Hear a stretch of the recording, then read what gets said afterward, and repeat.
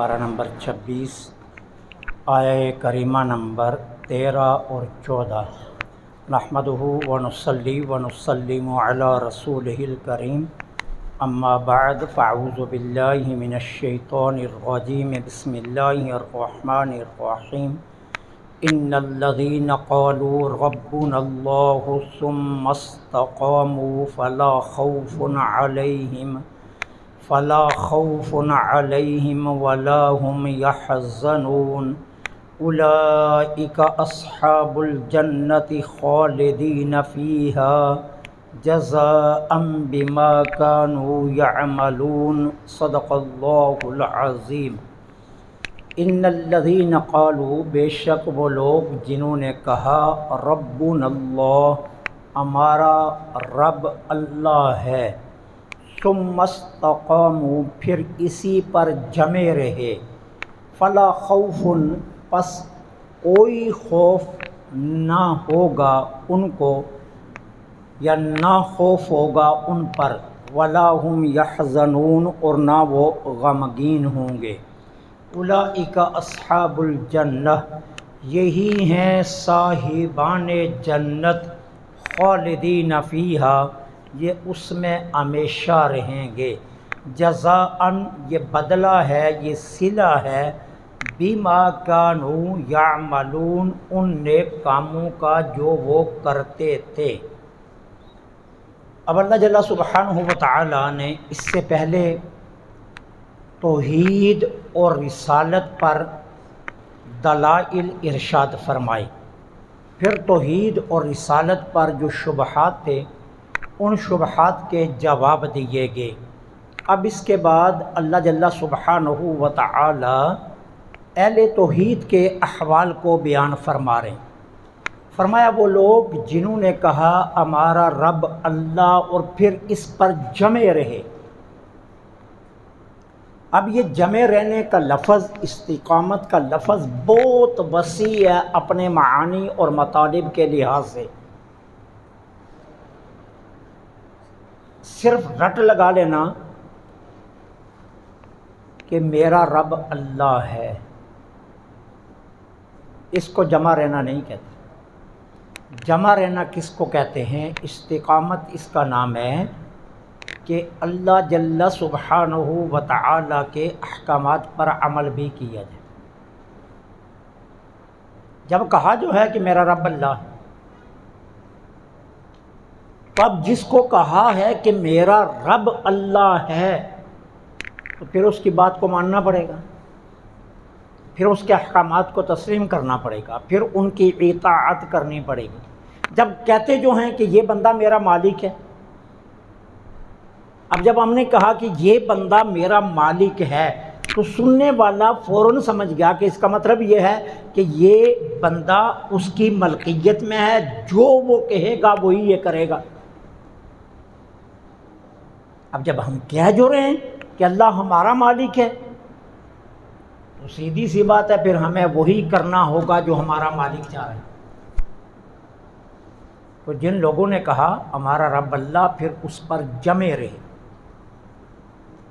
ان پر کوئی خوف نہیں ہوگا اور نہ وہ غمگین ہوں گے۔ اچھا، یہاں ایک بات ذہن نشین رکھنا، انہیں خوف کس کا نہیں ہوگا؟ آخرت کی ہولناکیوں کا کوئی خوف نہیں ہوگا، اپنے انجام کا کوئی خوف نہیں ہوگا، انہیں معاشر کا کوئی ڈر نہیں ہوگا۔ لیکن جہاں تک ہے اللہ جل سبحانہ و تعالی کی جلالت و ہیبت کا تعلق، اس کا خوف انہیں بھی ہوگا۔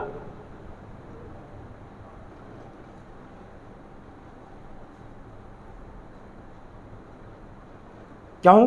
اللہ قرآن کریم میں ارشاد فرماتے ہیں کہ وہ ملائکہ جو اللہ کے قرب میں رہتے ہیں، قیامت کے دن اللہ کی ہیبت سے وہ بھی ڈر رہے ہوں گے۔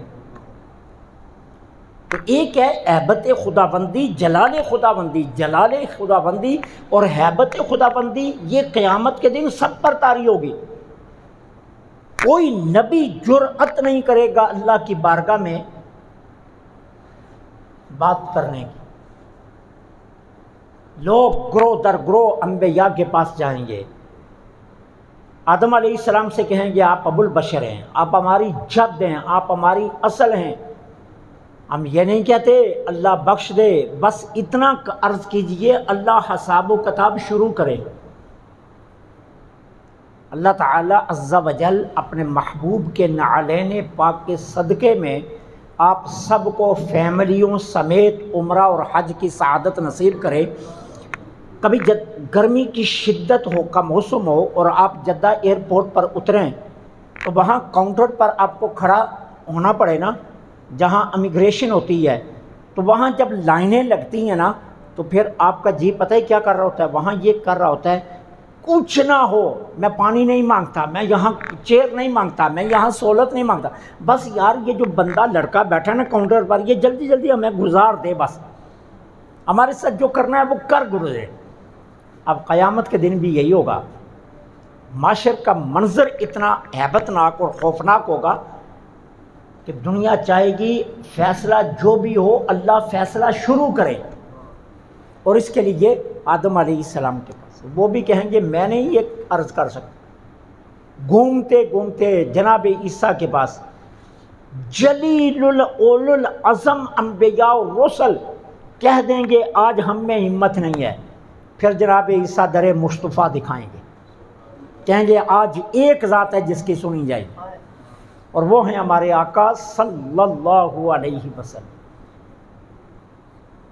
اس حدیث کو یاد رکھا کرو تاکہ تمہارے اندر درود پاک پڑھنے کا ذوق پیدا ہو، شوق پیدا ہو کہ معاشر میں ہمارے آقا کام آئیں گے، تو پھر اس آقا سے تعلق جڑا رہنا چاہیے، اور تعلق کی مضبوط ترین جو رسی ہے نا جو ہر دنیا کے کونے سے مدینے کو جاتی ہے اس کا نام درود پاک ہے، اس رسی کا نام درود پاک ہے۔ اپنے آقا پر کثرت سے درود پاک پڑھیں۔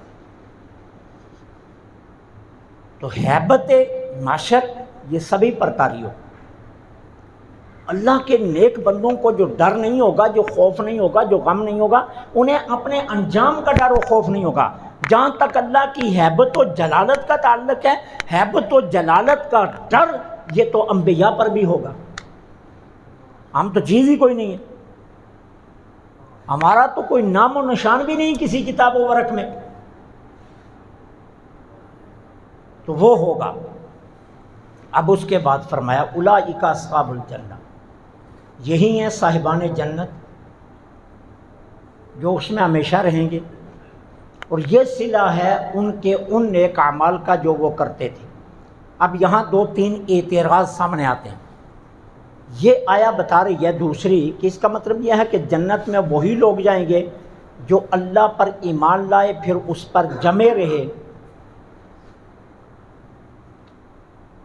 اللہ پر ایمان لائے اور اس پر جمے رہے، کوئی گناہ کبیرہ نہیں کیا، ان سے کوئی گناہ کبیرہ سرزد نہیں ہوا، تو وہی جنت میں جائیں گے۔ تو اب گناہگاروں کا کیا بنے گا؟ جن سے کبائر گناہ سرزد ہو جاتے ہیں ان کا کیا بنے گا؟ کبائر گناہ کی ایک لمبی فہرست ہے، ٹھیک ہے نا؟ بدنگائی یہ بھی کبیرہ گناہ ہے، چغلی یہ بھی کبیرہ گناہ ہے، غیبت یہ بھی کبیرہ گناہ ہے، جھوٹ بولنا یہ بھی کبیرہ گناہ ہے، زنا کرنا یہ بھی کبیرہ گناہ ہے، کسی کا حق مارنا یہ بھی کبیرہ گناہ ہے، کسی مسلمان کی پشت کے پیچھے اس کی عزت پر نظر رکھنا یہ بھی کبیرہ گناہ ہے۔ کبیرہ گناہ کی ایک لمبی فہرست ہے، نماز نہ پڑھنا یہ بھی کبیرہ گناہ، صاحب نصاب ہو کر زکوٰۃ نہ دینا یہ بھی کبیرہ گناہ، کوئی دروازے پر آئے اور آپ کے پاس استطاعت ہے اور پھر مستحق کو کھانا نہیں کھلا رہے یہ بھی کبیرہ گناہ ہے۔ یہ کبائر گناہ کی ایک لمبی فہرست ہے۔ اب کبیرہ گناہ والوں کا کیا بنے گا؟ اس کے کئی جواب ہیں۔ پہلا جواب یہ ہے، اللہ تعالیٰ عز و جل خود قرآن کریم میں فرماتے ہیں من یعمل مثقال ذرۃ خیرا یرہ ومن یعمل مثقال ذرۃ شرا یرہ، کہ جس نے ایک ذرہ کے برابر بھی نیک عمل کیا ہوگا اللہ اس کا بدلہ اسے دے گا، اور جس نے ایک ذرے کے برابر بھی گناہ کیا ہوگا اس کی سزا اس کو ملے گی۔ اب بات سیدھی سی آ گئی، قرآن نے فیصلہ کر دیا اللہ نا انصافی نہیں فرمائے گا۔ اچھا، اب اگر کسی مسلمان سے کبیرہ گناہ سرزد ہو گئے، وہ جہنم میں جائے گا، اپنے کبائر گناہ کی سزا بھگتنے کے بعد اپنے ایمان کی جزا کے لیے پھر جنت میں ضرور جائے گا، کیونکہ اگر اللہ تعالیٰ اس کے کبیرہ گناہوں کی سزا دے اور اس کے ایمان کی جزا نہ دے تو یہ ناانصافی ہے۔ تو جب گناہ کی سزا دی ہے تو اس نے جو ایمان قبول کیا اس کی جزا بھی تو ملنی چاہیے نا۔ جب وہ خود کہتا ہے کہ ہر نیک عمل کا بدلہ دوں گا، ہر برائی کی سزا دوں گا، یہ اس کا اپنا فیصلہ ہے، تو اس کا جواب یہ ہے کہ اس کو سزا ملے گی، اس کے بعد وہ ضرور جنت میں جائے گا، نمبر 1۔ دوسرا جواب یہ ہے، ممکن ہے اللہ کریم اسے کوئی سزا نہ دے اور اپنے فضل سے اس کے سارے کبیرہ گناہ معاف کر دے، کیونکہ یہ بھی وہ خود قرآن میں فرما رہا ہے ان اللہ لا یغفر ان یشرک بہ ویغفر ما دون ذلک۔ اللہ یہ نہیں معاف کرے گا کہ کوئی اس کا شریک بنایا جائے، اور اس سے نیچے کے جتنے گناہ ہوں گے وہ چاہے گا تو معاف کر دے گا، یہ قرآن میں وہ خود فرما رہا ہے، تو وہ اپنے فضل سے معاف فرما دے۔ پھر نمبر 3، ممکن ہے ایک ایمان والے کے گناہ کبائر بہت سارے ہوں لیکن حضور کی شفاعت سے وہ بخشا جائے، اپنے شیخ کی شفاعت سے، اپنے مسجد کے امام کی شفاعت سے جس کو آپ کچھ بھی نہیں سمجھتے، اس کی شفاعت سے، جس نے آپ کو آپ کے استاد کی شفاعت سے، جس نے قرآن پڑھایا آپ کو، اس کی شفاعت سے ممکن ہے آپ کے کبیرہ گناہ بخشے جائیں۔ یہ ساری باتیں وہ ہیں جو میں حدیث کی روشنی میں عرض کر رہا ہوں کہ یہ حدیث میں آتا ہے اللہ اپنے فضل سے بخشتے، حضور کی شفاعت سے بخشتے، ائمہ مساجد اساتذہ کی وجہ سے اللہ بخش دے، یہ اس کے فضل کے معاملات ہیں۔ ٹھیک ہے، اب آگے فرمایا جزاء بما کانوا یعملون، یہ بدلہ ہے ان کے ان نیک اعمال کا جو وہ کرتے تھے۔ اب اس کا مطلب یہ ہوا کہ دوزخ سے بچنے اور جنت میں جانے کے لیے نیک اعمال کا ہونا لازم ہے۔ تو پھر اس حدیث کا جواب کیا دیں گے کہ جب میرے آقا کریم علیہ الصلوۃ والسلام تشریف فرما تھے تو فرمایا کوئی ایک بندہ بھی اپنے عمل سے جنت میں نہیں جائے گا۔ صحابہ کے رونگٹے کھڑے ہو گئے، حضور یہ کیا آپ نے ارشاد فرما دیا، کوئی ایک بندہ بھی اپنے اعمال سے جنت میں نہیں جائے گا؟ فرمایا ہاں، کوئی ایک بندہ بھی اپنے اعمال سے جنت میں نہیں جائے گا۔ کیسے جائے گا؟ اللہ کے فضل سے جنت میں جائے گا۔ تو صحابہ نے عرض کی حضور آپ بھی؟ فرمایا ہاں میں بھی۔ فرمایا ہاں میں بھی، اللہ کے فضل سے جنت میں۔ اب حدیث تو یہ کہہ رہی ہے کہ فضل سے جنت میں جایا جائے گا، اور قرآن کیا کہہ رہا ہے؟ قرآن کہتا ہے عمل سے جنت میں جایا جائے گا۔ ٹھیک ہے، اب وہ جو ہے نا، جو کم پڑھے لکھے ممبر پر بیٹھ جاتے ہیں اور پھر قرآن ہاتھ میں لے کر باتیں کرتے ہیں، وہ بیچاروں کو بتا دو قرآن حدیث کے بغیر سمجھ آتا ہی نہیں ہے۔ قرآن کو جتنی دیر تک حدیث سے جوڑا نہ جائے قرآن اپنا مفہوم دیتا ہی نہیں۔ جرأت ہے تو نکال کر دکھا دو مجھے۔ اب اس حدیث کو قرآن کی عیسائیت سے جوڑنا پڑے گا، تو جواب کیا آئے گا؟ جواب یہ ہے، سب سے پہلی بات کہ اعمال ظاہری سبب ہے، حقیقی سبب یہی ہے کہ اللہ جس کو بھی جنت میں بھیجے گا اپنے فضل سے بھیجے گا۔ اب اس کی مثال سارے مکاتب فکر کے علماء بخاری کی حدیث بیان کرتے ہیں کہ ایک شخص نے 99 بندے قتل کر دیے، 99، ایک کم 100 بندے قتل کیے۔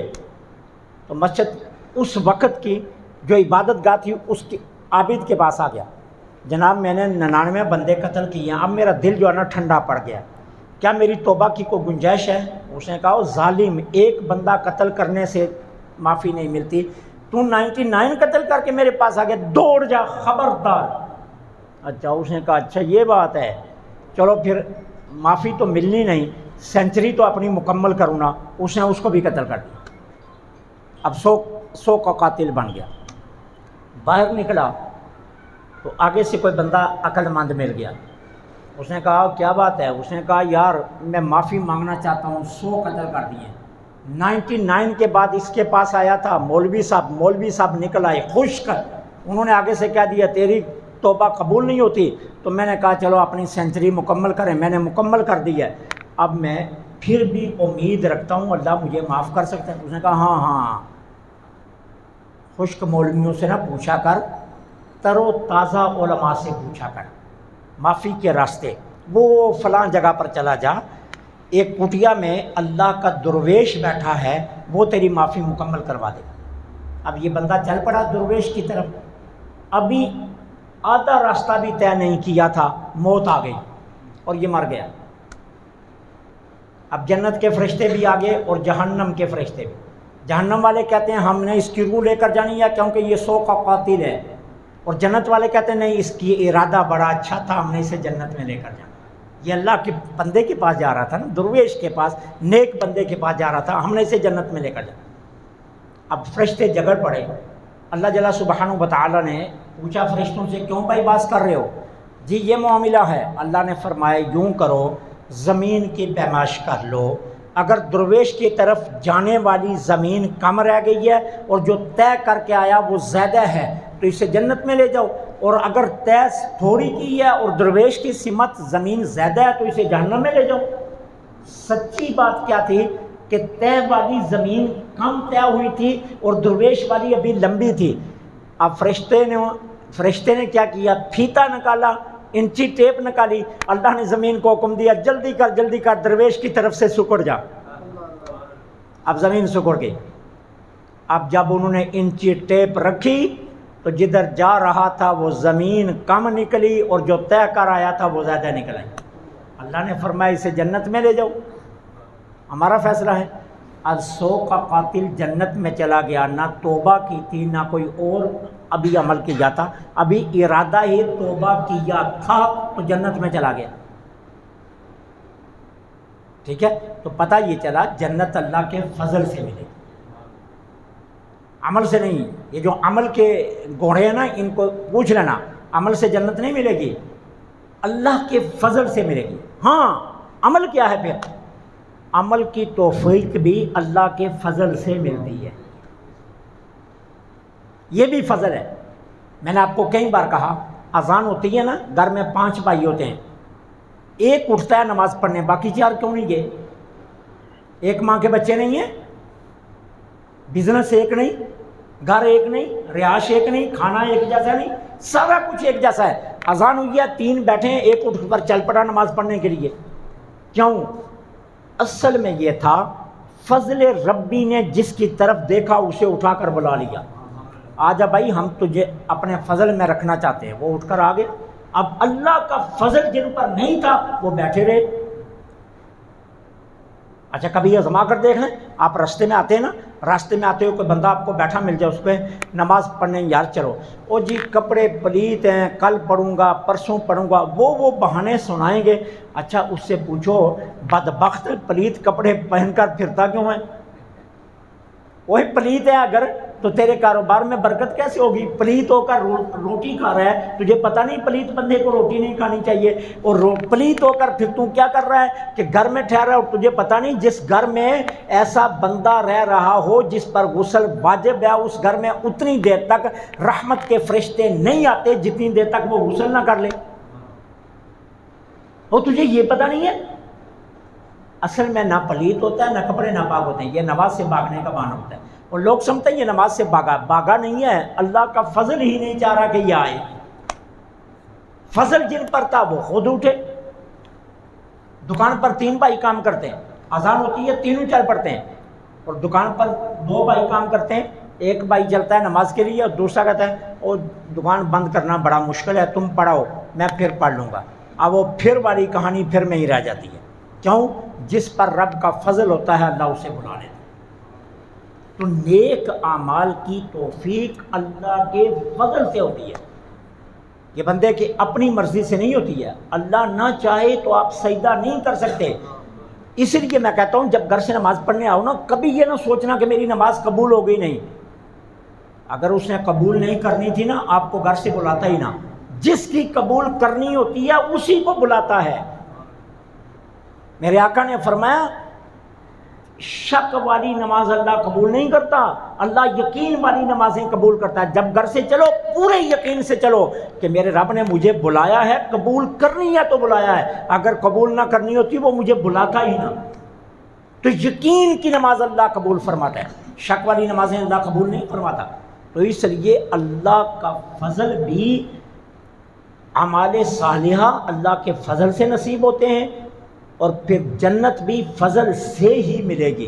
تو جب اللہ نے کسی کو فضل سے جنت دینی ہوتی ہے نا، تو اللہ اسے پھر نیک اعمال کی توفیق دے دیتا ہے، وہ بھی اپنے فضل سے۔ تو اس لیے بات جا کر اس کے فضل پر ہی ختم ہوگی کہ اس کا فضل ہوگا تو بات بنے گی، ورنہ بات نہیں بنے گی۔ اللہ سے دعا ہے اللہ